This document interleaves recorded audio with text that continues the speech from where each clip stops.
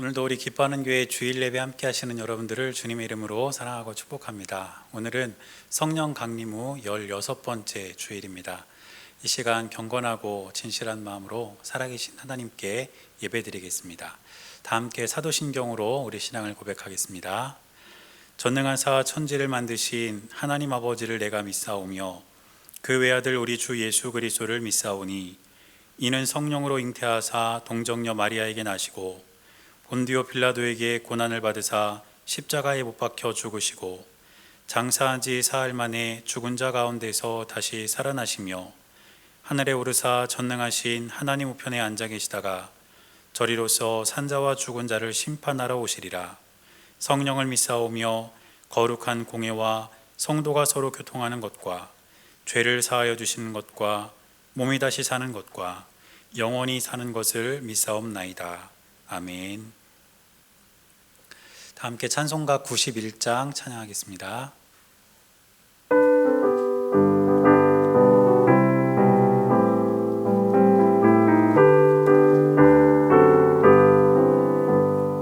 슬픈 마음 있는 사람 예수 이름 믿으며 영원토록 변함없는 기쁜 마음 얻으리.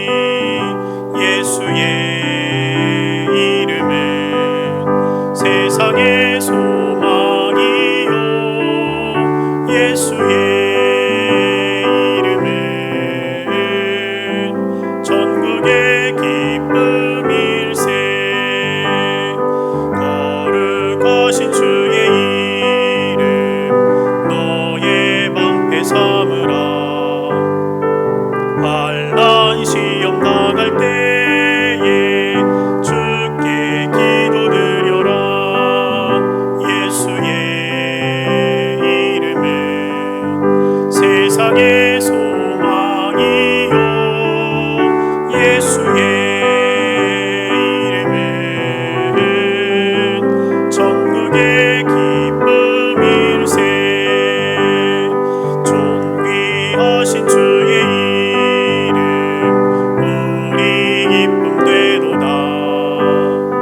주의 품에 안길 때에 기뻐 찬송 부르리.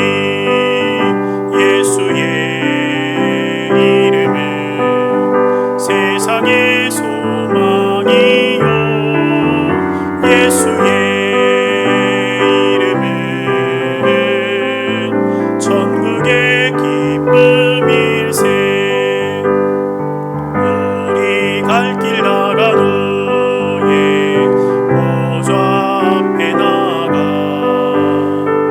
왕의 왕께 경배하며 멸류관을 드리니. 예수의 이름은 세상의 소망이요 예수의 이름은 전국의 기쁨일세. 우리 이 시간에는 함께 합심해서 기도하겠습니다. 먼저는 우리 나라와 온 세계를 위해서 함께 기도하겠습니다.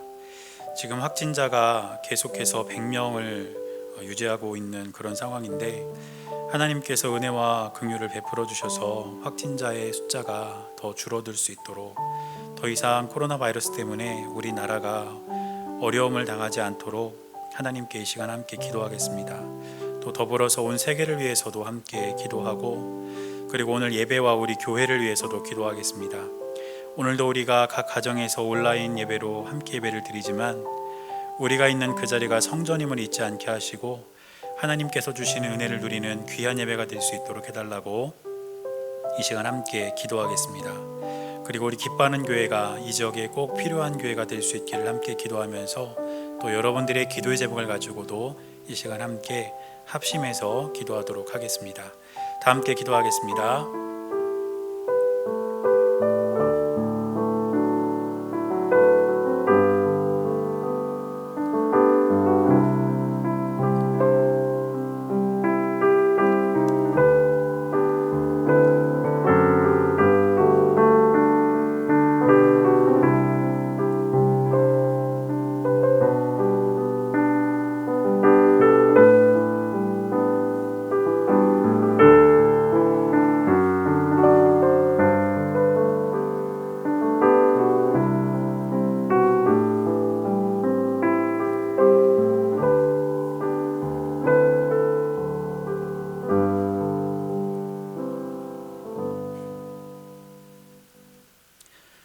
살아계신 하나님, 오늘도 거룩한 주일 우리가 함께 주 앞에 모여 예배드릴 수 있도록 우리의 삶을 인도해 주시니 감사를 드립니다. 코로나 바이러스로 인해서 여전히 우리가 함께 모여서 예배를 드릴 수는 없지만 오늘도 하나님 앞에 예배드린 우리의 마음 가운데 믿음과 확신을 주시고 우리가 드린 이 예배가 영과 진리로 드려지는 귀하고 복된 예배가 될 수 있도록 하나님 함께하여 주시옵소서. 예배를 통해 주님께서 주신 은혜를 누리는 귀한 시간 될 수 있도록 하나님 인도하시고 하나님의 은혜가 우리의 삶 가운데 흘러넘쳐서 날마다 우리와 함께 하시는 주님을 믿음으로 바라보며 살아가는 우리 모두가 될 수 있도록 주님 역사하여 주옵소서. 우리 기뻐하는 교회를 이곳에 세우셨으니 주님께서 우리 교회를 주의 도구로 사용하여 주시고 이 지역에 꼭 필요한 교회가 되게 하시며 영혼을 구원하는 교회가 되게 하셔서 사람들도 하나님도 기뻐하는 귀하고 복된 교회로 든든히 설 수 있도록 주님 함께하여 주옵소서.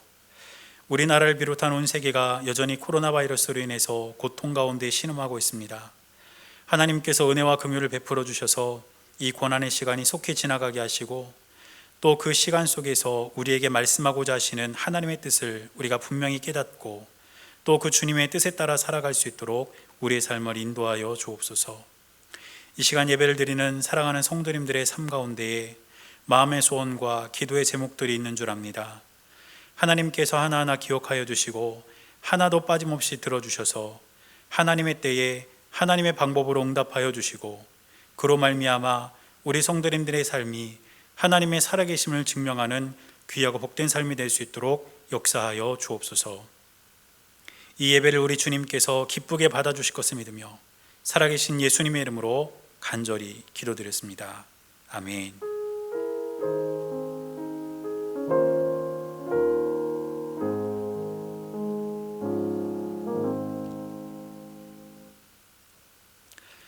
오늘 우리에게 주시는 하나님의 말씀은 다니엘 6장 10절부터 16절까지 말씀입니다. 구약성경 다니엘서 6장 10절에서 16절까지 말씀입니다. 구약성경 1243페이지입니다.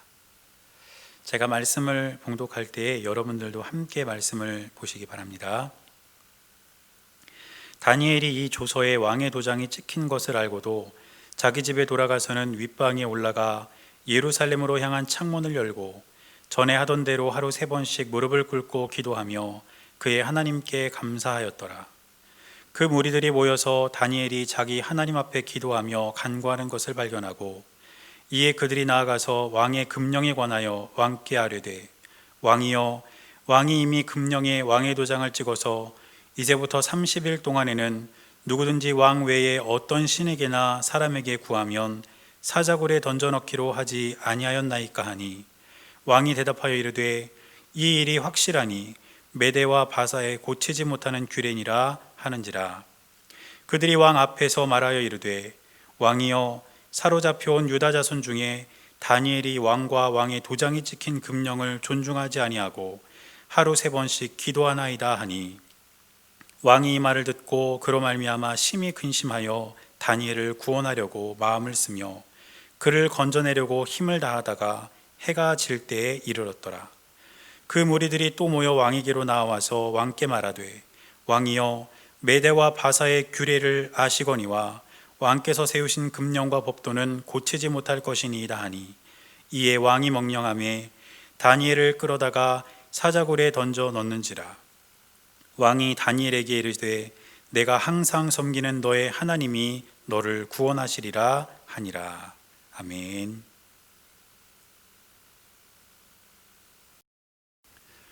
오늘도 살아계신 하나님의 은혜가 여러분들의 삶 가운데 함께 하시기를 주님의 이름으로 간절히 축원합니다. 우리 말씀 함께 나누기 전에 함께 예배드리시는 분들과 이렇게 한번 인사하겠습니다. 하나님이 우리와 함께 하십니다. 시작. 하나님이 우리와 함께 하십니다.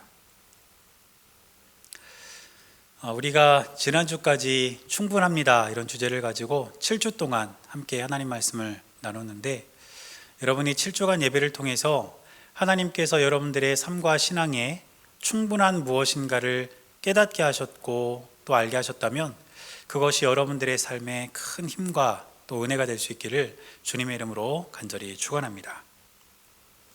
오늘은 우리가 왜보다 중요한 어떻게 이런 제목으로 함께 하나님 말씀을 나누려고 합니다. 지난 3월에 대구 경북 지역에 이 코로나 바이러스 확진자 수가 폭증하면서 이제 우리 교회는 감염병 예방과 또 우리 무엇보다 성도님들의 건강을 위해서 우리가 교회 문을 닫고 비대면 예배로 전환을 했습니다. 그래서 온라인 가정 예배로 우리가 한동안 이렇게 예배를 드렸는데, 그러다가 이제 이 바이러스 확진자가 안정적으로 떨어지면서 다시 우리가 교회에 와서 예배를 드리게 됐죠. 물론 그때도 우리가 정부의 방역 지침을 잘 준수하면서 주일 점심도 우리가 함께 나누지 못하고 1시간 예배만 드리는 그런 예배였습니다. 그렇지만 그 1시간의 예배가 우리에게 얼마나 소중하고 또 귀한지 우리가 경험하는 그러한 시간이었다고 저는 믿습니다. 그런데 지난달 중순에 다시 서울을 비롯한 수도권 지역에 바이러스 확진자 수가 늘어나게 되면서 다시 한번 우리 교회가 비대면 예배로 전환을 하게 됐습니다.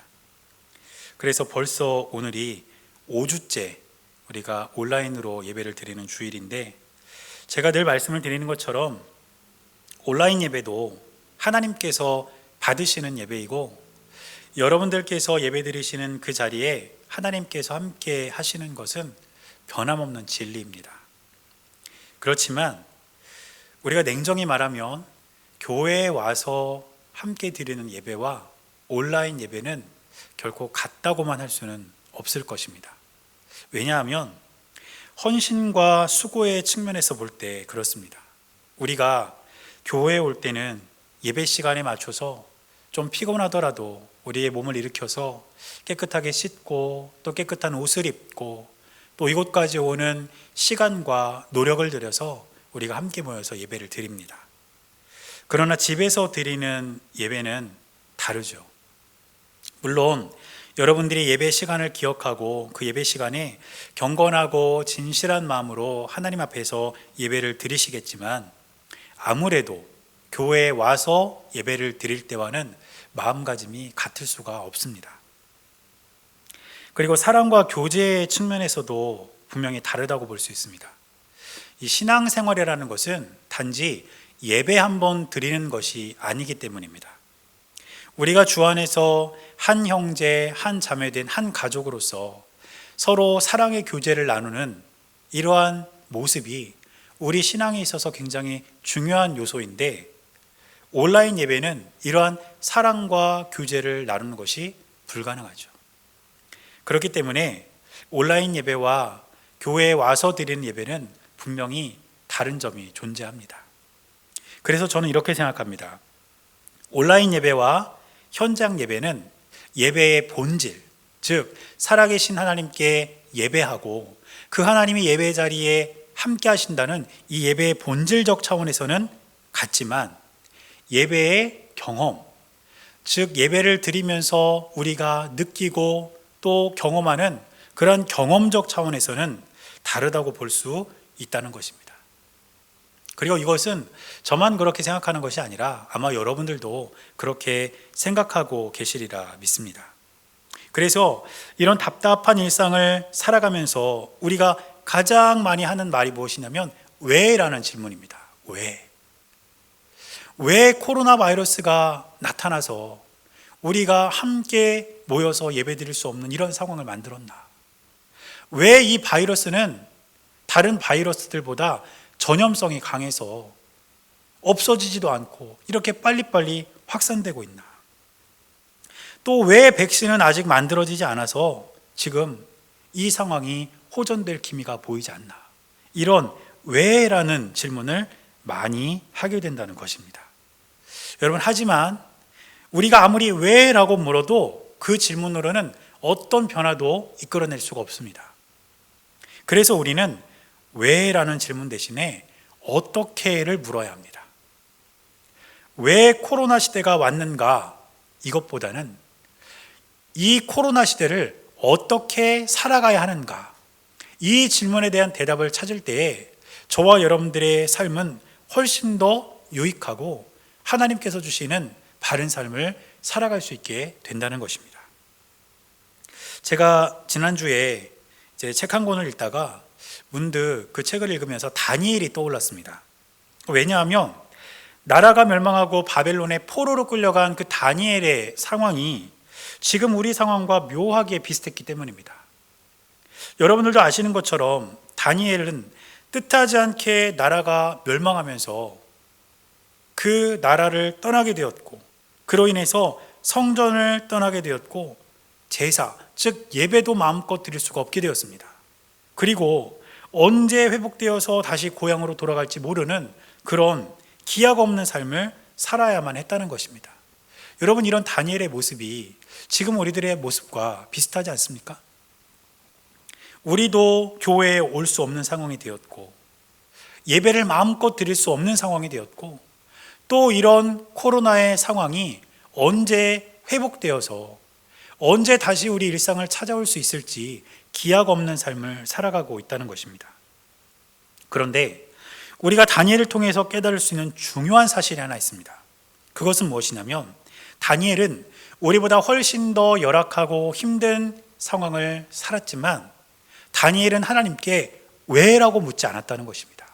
그 대신 다니엘은 어떻게 살아가야 하는가를 고민했고, 그 어떻게의 삶을 자신의 온 삶으로 살아내면서 보여주었습니다. 그래서 저는 오늘 코로나 시대를 살아가는 저와 여러분들이 하나님을 향해서, 또 세상을 향해서 왜라고 묻기보다는 어떻게 살아가야 할지를 우리가 고민하고, 또 그렇게 살아감으로써 하나님께서 저와 여러분들에게 주시는 삶의 답을 찾아가는 그러한 시간이 될 수 있기를 바랍니다. 그래서 오늘 다니엘 이 본문을 통해서 우리가 이 시대를 과연 어떻게 살아가야 할까, 그 답을 한번 찾아보면서 은혜를 나누어 보고자 합니다.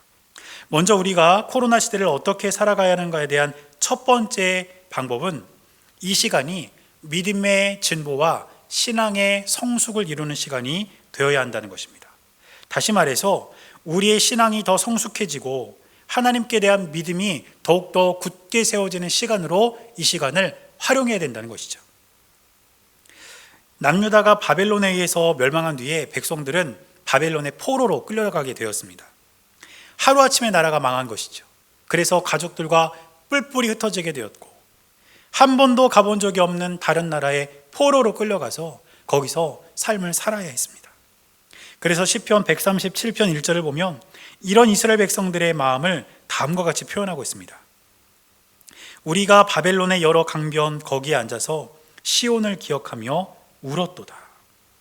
포로로 끌려간 바벨론의 그 강가에 앉아서 고향을 생각하며 예루살렘 성전을 생각하며 이들이 울었다는 것입니다. 여러분, 다니엘도 같은 마음 아니었을까요? 예루살렘 성전에 대한 그리움, 고향에 대한 그리움, 흩어져 버린 친구들과 가족들에 대한 그리움, 이런 마음들이 다니엘에게도 있지 않았겠습니까?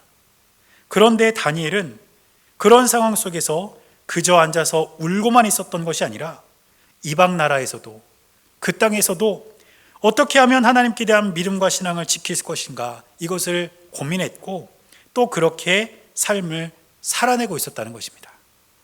그래서 오늘 본문의 10절 말씀을 보면 다음과 같이 기록하고 있습니다.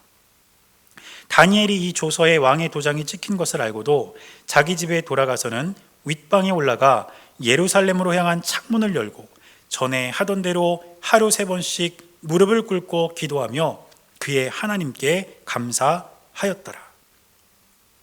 오늘 본문을 보니까 다니엘은 예루살렘 그 방향을 향해서 창문을 열었다, 이렇게 기록하고 있습니다. 이것은 예루살렘 성전을 향한 다니엘의 그 마음을 엿볼 수 있는 대목이 아니겠습니까? 다니엘은 비록 지금 예루살렘 성전에 갈 수 없는 상황이었지만 그 성전을 향하여 창문을 열고 그곳을 향하여 하나님께 기도하고 있었다는 것입니다. 저는 이 장면을 이렇게 쭉 읽으면서 그런 생각이 들었습니다. 아, 다니엘도 비대면 예배를 드렸구나. 성전에 갈 수 없는 상황 속에서 다니엘은 그 성전을 향해 성전에 대한 마음을 자신의 가슴에 품고 간절한 마음으로 하나님께 기도하면서 비대면 예배를 드린 것이 아닌가, 이런 생각이 들었습니다. 그런데 다니엘의 기도에 대해서 오늘 본문이 뭐라고 기록하고 있냐면, 전에 하던 대로 하루 3번씩 무릎을 꿇고 기도했다, 이렇게 기록하고 있습니다. 이것은 바로 다니엘이 포로로 잡혀온 이방 나라에서 하나님께 대한 믿음과 신앙을 어떻게 키워갈 수 있을 것인지를 고민하면서 결심한 그러한 노력의 모습을 표현하고 있는 것입니다. 이슬람의 무슬림들은 하루에 5번을 기도합니다. 이것이 그들의 경전의 지침으로 이렇게 나와 있기 때문입니다. 그런데 성경에는 하루에 몇 번 기도하라는 구체적인 지침이 없습니다. 그래서 성경을 보면 어떤 사람은 하루 3번 기도했다, 이런 기록도 있고, 또 어떤 사람은 아침과 저녁으로 하루 2번 기도했다, 이런 기록도 있습니다. 다시 말해서 다니엘의 하루 3번 기도는 어떤 누군가가 지침으로 정해준 의무적 기도가 아니라 자기 스스로가 결정하고 하나님 앞에 무릎 꿇은 자발적 기도였다는 것입니다. 다니엘의 상황은 믿음과 신앙을 지켜나가기에 결코 좋은 상황이 아니었지만, 다니엘은 어떻게 하면 하나님께 대한 믿음을 지킬 수 있을까, 이것을 철저하게 생각하고 처절하게 고민했을 것입니다. 그리고 그러한 고민에 대한 답으로 하루 3번 예루살렘을 향하여 창문을 열어놓고 하나님께 기도하며 이방 나라에서도 그 믿음을 잃지 않도록 매일매일 자신의 신앙을 점검하고 하나님께 나아갔던 것입니다. 사랑하는 여러분, 고난의 때를 잘 견디면 그 안에서 영적인 성숙을 이뤄낼 수 있음을 기억하시기를 바랍니다. 2000년에 달하는 교회 역사를 우리가 되돌아보면 교회가 영적으로 성숙하고 살아계신 주의 복음이 전해졌던 때는 언제였냐면, 교회가 핍박받을 때, 교회가 박해를 받고 예수를 믿으면 사회적으로 불이익을 당하고 잡혀가고 심지어는 죽임을 당한다고 할 때, 바로 그때 교회는 영적으로 성장하고 믿음이 더욱더 굳게 세워진 것을 볼 수가 있습니다. 또 사도 바울은 어떻습니까? 사도 바울은 감옥에 갇혀 있으면서 주옥 같은 옥중 서신을 써서 지금까지 우리가 그 바울의 서신을 통해 주님의 뜻을 깨닫고 은혜를 받고 있는 거 아닙니까? 또 사도 요한은 유배지인 반모섬에 갇혀 있으면서 계시록을 써서 지금 우리에게 그 계시록을 남겨주었습니다. 그리고 성경 다음으로 가장 사람들에게 많이 읽혔다고 알려진 철로역정이라는 이 책을 쓴 존 버년이라는 크리스찬 작가도 이 책을 감옥에서 썼습니다. 사랑하는 여러분, 우리가 살아가는 이 시대가 분명 고난의 시기이고 어려움의 시기인 것은 맞습니다. 그렇지만 이 시간을 낭비하지 않게 되시기를 축복합니다.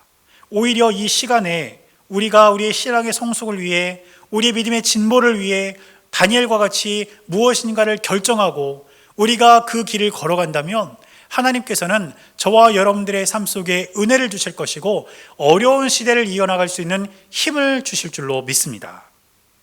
제가 지난번 교회에서 함께 이렇게 신앙생활했던 한 청년이 가끔 저한테 연락을 하고 그렇게 지내는데, 얼마 전에도 연락이 왔어요. 그래서 이런저런 이야기를 이렇게 나누다가 그 청년이 저한테 그러는 거예요. 목사님, 저 성경 쓰기 시작했어요, 그러더라고요. 그래서 무슨 일인가 이렇게 물어봤더니 코로나 때문에 이제 출근하지 않고 집에서 이렇게 일을 할 시간이 많아지니까 아무래도 집에 있는 시간이 이렇게 더 많아진 겁니다.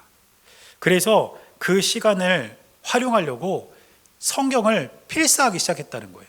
그러면서 이 청년이 저한테 하는 말이 무엇이냐면, 그렇게 성경을 쓰다 보니까 성경을 읽으면서는 깨닫지 못했던 그러한 하나님의 마음들, 또 영적인 교훈들을 깨닫게 된다는 거예요. 그 청년에게 있어서 코로나라는 이 시간은 분명 어려움의 시기이고 견뎌야 되는 시간인 것은 맞습니다. 그러나 그 시간을 그냥 낭비하지 않고 오히려 그 시간 안에서 내가 하나님의 말씀을 써봐야 되겠다, 이런 자발적인 신앙의 모습을 보이면서 그렇게 살아갈 때에 하나님께서 주신 은혜를 누린 것 아니겠습니까? 그러므로 저와 여러분들도 이 청년처럼, 그리고 다니엘처럼 자발적으로 이 시간에 우리가 무엇을 할 수 있을까를 고민하고 우리가 하나님께 기도할 시간을 정하든지, 아니면 말씀을 묵상할 시간을 정하든지, 아니면 우리가 말씀을 필사할 시간을 정하든지, 무엇이든지 우리가 어떻게 해야 할 것인가를 고민하고 결정한 뒤에 그렇게 살아갈 때 하나님께서는 저와 여러분들에게 영적인 성숙, 믿음의 진보를 이룰 수 있는 은혜를 주실 줄로 믿습니다. 그래서 이 시간이 저와 여러분들에게 유익한 시간이 될 수 있기를 주님의 이름으로 간절히 축원합니다. 그리고 우리가 코로나 시대를 어떻게 살아가야 하는가, 그 두 번째는 하나님만을 철저하게 신뢰해야 한다는 것입니다. 오늘 우리가 본문을 10절부터 읽었지만 1절부터 읽어보면 다니엘이 지금 어떤 상황에 처해 있는가를 알 수가 있습니다.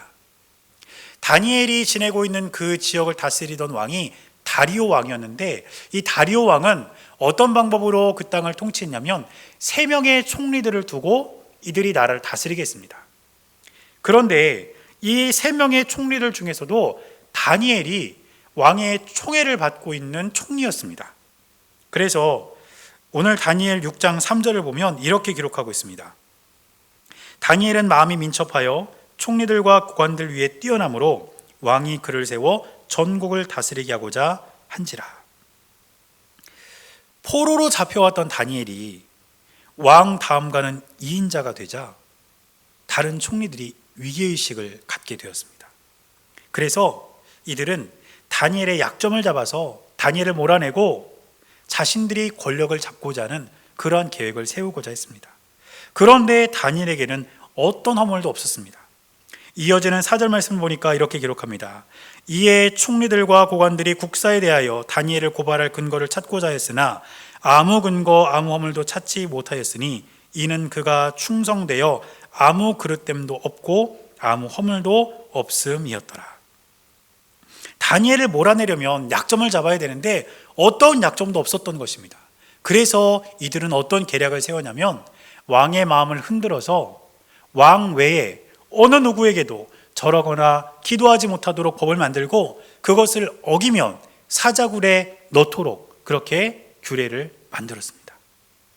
그리고 다니엘이 기도할 때만 기다리고 있다가 그 장면을 목격한 뒤에 바로 왕에게 고발했던 것이죠.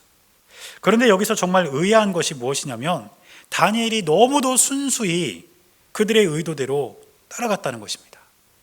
다니엘은 그 나라의 2인자였습니다. 그러면 다니엘은 그 나름대로의 세력을 구축할 수도 있었을 것입니다. 이런 규례가 정해졌을 때 다니엘은 이거 나를 노리고 있는 거구나 분명히 알아차렸을 겁니다. 그래서 만약에 다니엘이 할 수만 있었다면, 자기가 마음만 먹었다면 자신의 세력들을 끌어모으고 왜 이들이 이런 법을 만들었는지를 낱낱이 밝히면서 왕에게 이들의 잘못된 행실들을 이야기하고 이들을 처형하고 자기 세력으로 그 총리의 자리를 세워서 자신들의 세력으로 총리의 세력을 다시 꾸릴 수도 있었을 것입니다. 그런데 다니엘은 그렇게 하지 않았다는 것이죠. 다니엘은 자신의 힘으로 이 상황을 뒤집으려 한 것이 아니라 하나님을 신뢰하는 것을 선택했습니다. 진짜 현명하고 지혜로운 사람은 자신의 힘, 자신의 지혜를 의지하는 사람이 아니라 하나님을 신뢰하고 하나님의 뜻을 구하고 하나님의 은혜를 구하는 사람이 진짜 현명한 사람임을 우리는 기억해야 될 줄로 믿습니다. 그리고 다니엘이 바로 그런 사람이었습니다. 사랑하는 여러분, 우리가 지금 예배를 드리지 못하고 있고 또 정부에서는 지나치게 교회에 대해서 간섭하고 통제하면서 일각에서는 우리가 교회의 힘을 보여줘야 한다. 어떤 분은 예배드리다 감염되면 내가 다 책임지겠다. 이렇게 하시는 분도 있습니다. 그러나 지금은 세상에 교회의 힘을 과시하고 내가 다 책임지는 것을 보여줄 때가 아니라 어려울 때 그리스도인들은 어떻게 하나님을 신뢰하고 또 묵묵히 하나님의 뜻을 구하고 그 뜻을 따라갔는지를 우리가 보여줘야 될 줄로 믿습니다. 미국의 대표적인 복음주의 설교가인 존 파이퍼 목사님이 얼마 전 이런 말씀을 남겼습니다. 코로나19 상황에서 하나님이 10억 가지 일을 하고 계신다는 것은 분명한 사실이다. 다만 그 일의 99.9%가 우리에게 알려지지 않았을 뿐이다. 하나님은 지금 손 놓고 계신 것이 아니란 뜻입니다. 하나님께서는 지금도 우리를 위해 놀라운 일을 이루고 계심을 기억한다면 그 하나님의 일하심을 우리가 절대적으로 신뢰하고 하나님께서 앞으로 이 상황을 어떻게 변화시키실지, 그리고 그 변화 속에서 우리에게 원하시는 것은 과연 무엇일지 우리가 그것을 기대하며 하나님의 뜻을 따라가는 것, 그것이 바로 지금 우리가 어떻게 살아가야 할지에 대한 답이라는 것을 기억하시기를 바랍니다. 그래서 내 힘과 내 의지, 내 생각대로 무엇인가를 세상에 보여주고 이 상황을 뒤집으려 하는 것이 아니라 철저하게 하나님을 믿고 철저하게 하나님을 신뢰하면서 주님의 뜻을 따라가는 저와 여러분들이 될 수 있기를 주님의 이름으로 간절히 축원합니다. 이제 마지막으로 우리가 이 시대를 어떻게 살아가야 하느냐면 이 세상에 선한 영향력을 끼쳐야 합니다. 오늘 본문을 보면 왕은 심각한 딜레마에 빠지게 됩니다. 다른 총리들에게 속아서 규례를 발표하기는 했는데 그 규례를 가장 먼저 어긴 사람이 그토록 총애하는 다니엘이었습니다. 그래서 왕은 어떻게든지 다니엘을 구해보려고 합니다. 오늘 본문의 14절 말씀 보니까 이런 왕의 마음을 읽을 수 있습니다. 왕이 이 말을 듣고 그로 말미암아 심히 근심하여 다니엘을 구원하려고 마음을 쓰며 그를 건져내려고 힘을 다하다가 해가 질 때에 이르렀더라. 해가 질 때까지 어떻게든 다니엘을 구하려고 애썼다는 거 아닙니까? 그런데 결국에는 아무 방법도 찾지 못해서 결국 다니엘을 사자굴에 넣을 수밖에 없게 됩니다. 그런데 오늘 성경은 다리오 왕에 대해서 어떻게 기록하고 있는지 아십니까? 다리오 왕은 어쩔 수 없이 다니엘을 사자굴에 넣으면서 다음과 같이 말합니다. 오늘 본문의 16절 말씀입니다. 이에 왕이 명령하매 다니엘을 끌어다가 사자굴에 던져 넣는지라. 왕이 다니엘에게 이르되 내가 항상 섬기는 너의 하나님이 너를 구원하시리라 하니라. 또 다니엘을 사자굴에 넣어두고 밤새도록 잠도 자지 못하고 근심하고 걱정하던 왕이 날이 새기가 무섭게 사자굴로 달려갑니다. 그러면서 다니엘을 부르죠. 20절 말씀은 이렇게 기록합니다. 다니엘이 든 굴에 가까이 이르러서 슬피 소리질러 다니엘에게 묻되 살아계시는 하나님의 종 다니엘아, 내가 항상 섬기는 내 하나님이 사자들에게서 능히 너를 구원하셨느냐 하니라. 그리고 다니엘이 살아난 것을 기뻐하면서 다니엘을 죽이려고 음모를 꾸민 그 총리들을 오히려 반대로 사자굴에 넣어버립니다. 그런 다음에 새로운 조서, 즉 새로운 왕의 명령을 내리는데 그 내용이 26절과 27절에 기록되어 있습니다. 이런 내용입니다. 내가 이제 조서를 내리노라.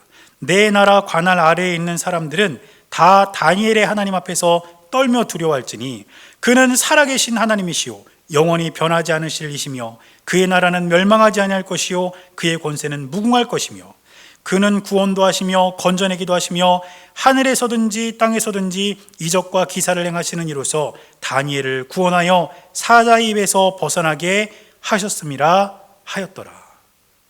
여러분, 저는 어렸을 때 다니엘서를 읽을 때 이런 본문들을 읽으면서 다리오 왕이 하나님 믿는 사람인 줄 알았습니다. 여러분, 그런데 여러분 아시는 것처럼 다리오 왕은 하나님을 믿는 사람이 아니에요. 그런데 그가 고백하는 것은 무엇입니까? 살아계신 하나님의 종 다니엘아, 하나님이 너를 구원하셨느냐? 다니엘을 부르고 다니엘의 상황 속에서 이야기를 할 때마다 하나님이 살아계심을, 그리고 그가 구원하시는 분이심을 지금 이야기하고 있는 거 아니겠습니까? 과연 무엇이 하나님을 모르고 하나님을 믿지 않던 다리오 왕을 이렇게 만들었을까요? 이것이 바로 다니엘의 영향력입니다. 다니엘은 하나님 앞에서는 신실하고 왕 앞에서는 충성스러웠으며 세상 앞에서는 거룩하게 구별된 삶을 살아감으로써 하나님을 믿지 않는 다리오 왕조차 하나님을 인정할 수밖에 없는 사람으로 만들었던 것입니다. 사랑하는 여러분, 우리가 코로나 시대를 어떻게 살아가야 할까요? 저는 저와 여러분들이 이 시대를 살아가며 이 세상에 선한 영향력을 끼쳐야 될 줄로 믿습니다. 여러분도 아시는 것처럼 지금 교회는 세상의 손가락질을 받고 있습니다. 코로나 확산의 원흉이 되어버렸습니다. 그런데 따지고 보면 방역수칙을 잘 지키고 정부와 교단의 지침을 잘 준수한 그런 교회 입장에서는 이러한 세상의 손가락질과 조롱이 억울할 수도 있습니다. 또 일각에서는 이제 교회는 사회적인 지위를 회복하기에는 어렵게 되었다, 이런 말도 합니다. 전도의 문이 막힐 것이라는 말도 합니다. 심지어는 있던 교인도 부끄러워서 교회를 떠나갈 것이다, 이렇게 이야기하기도 합니다. 그러나 저와 여러분들이 그리스도의 선한 영향력을 끼치며 살아간다면 하나님의 교회는 절대로 무너지지 않게 될 줄로 믿습니다. 여러분, 한 사람 아담으로 말미암아 죄가 이 땅에 들어왔지만 한 사람 그리스도로 말미암아 온 세계가 구원을 받을 수 있는 구원의 문이 열린 것처럼 한 사람이 교회의 위상을 떨어뜨렸을지 몰라도 저와 여러분 한 사람 한 사람이 이 세상에 선한 영향력을 끼치며 살아갈 수 있다면 교회는 회복될 것입니다. 교회는 주님의 든든한 하나님의 교회로 서가게 될 것입니다. 그러므로 이 믿음을 갖고 오늘을 살아가는, 그리고 하나님의 살아계심을 증명하는 저와 여러분들의 삶이 될 수 있기를 주님의 이름으로 간절히 축원합니다.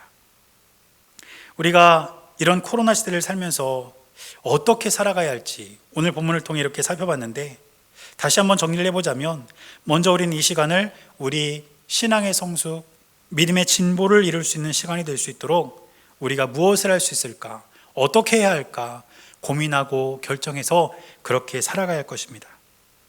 그리고 또 그런 삶 속에서 내 힘을 의지하지 말고 하나님을 철저하게 신뢰하며 살아가야 합니다. 그리고 마지막으로 이 세상에 선한 영향력을 끼치며 살아가야 할 것입니다. 그렇게 우리가 살아갈 때에 우리는 코로나 이 시대를 살아가는 우리들의 삶에 하나님께서 주신 은혜가 있게 될 줄로 믿습니다. 그런데 이 세 가지 방법은 단지 우리의 신앙에만 적용되는 것은 아닙니다. 우리도 일상을 살다 보면 뜻하지 않는 어려움과 고민 앞에서 하나님 왜요? 이렇게 물을 때가 있지 않습니까? 하나님 왜 나인가요? 이렇게 물을 때가 있지 않습니까? 그러나 이 세 가지 방법을 그런 우리의 일상의 삶에도 적용시켜 보시기를 바랍니다. 그래서 왜라고 물을 수밖에 없는 상황 속에서 이 상황을 나에게 유익이 되는 시간으로 만들고자 한다면 내가 어떻게 해야 할까? 이것을 여러분들이 생각하고 또 그렇게 결단하며 살아갈 수 있게 되기를 바랍니다. 그리고 그 상황을 이끌어 가시는 하나님을 신뢰하며 하나님을 의지할 수 있는 저와 여러분들이 될 수 있기를 축복합니다. 그리고 그러한 저와 여러분들의 모습을 이 세상에 보여줌으로써 예수 믿는 사람은 뭐가 달라도 다르다는 선한 영향력이 저와 여러분들에게 있게 되시기를 주님의 이름으로 간절히 축원합니다. 기도하겠습니다. 살아계신 하나님, 우리를 향하신 하나님의 은혜가 크고 놀라움을 우리가 기억합니다. 우리가 비록 코로나 시대라는 위기의 시대를 살고 있지만 왜라고 따져 묻기보다 어떻게 살아가야 할지를 고민하게 하시고 하나님께서 가르쳐 주시는 어떻게 삶의 방법대로 이 땅을 살아가며 하나님의 영광을 위해 살아간 우리 모두가 될 수 있도록 인도하여 주시옵소서. 우리 주님께서 늘 함께하여 주실 것을 믿으며 살아계신 예수님의 이름으로 간절히 기도드렸습니다. 아멘. 다 함께 찬송가 406장 찬양하겠습니다.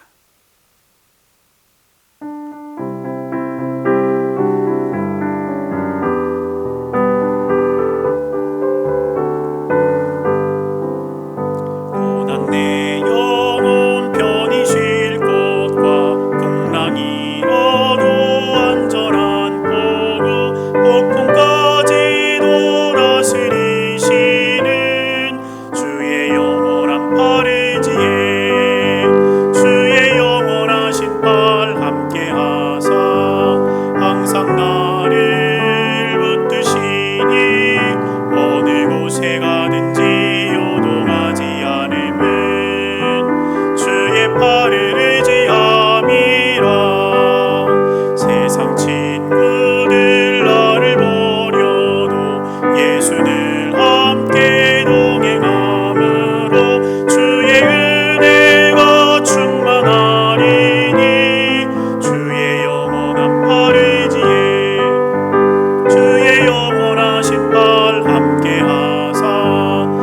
항상 나를 붙드시니 어느 곳에 가든지 요동하지 않음은 주의 팔을 의지함이라.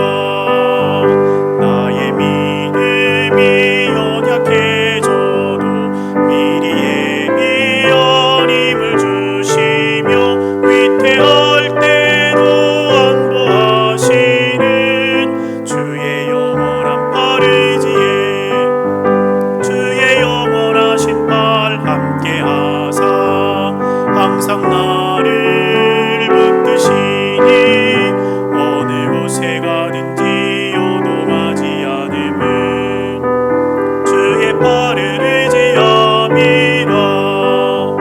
능치 못한 것 주께 없으니 나의 일생을 주께 맡기면 나의 모든 짐 대신 지시는 주의 영원한 팔 의지에 주의 영원하신 팔 함께하사 항상 나를 붙드시니 어느 곳에 가든지 요동하지 않음은 주의 팔을 의지함이라.